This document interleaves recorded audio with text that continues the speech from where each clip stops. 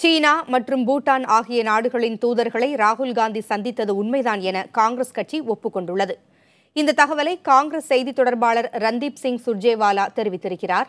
நாட்டின் முக்கிய தலைவர்களை பிற நாட்டு தூதுவர்கள் சந்திப்பது வழக்கமான ஒன்றுதான் என்றும் காங்கிரஸ் தரப்பில் விளக்கமளிக்கப்பட்டுள்ளது. இதற்கிடையே சீன தூதரை சந்தித்தது குறித்த விமர்சனங்களுக்கு பதிலளிக்கும் வகையில் காங்கிரஸ் துணைத் தலைவர் ராகுல் காந்தி தனது ட்விட்டர் பக்கத்தில் பல கருத்துக்களை வெளியிட்டிருக்கிறார்.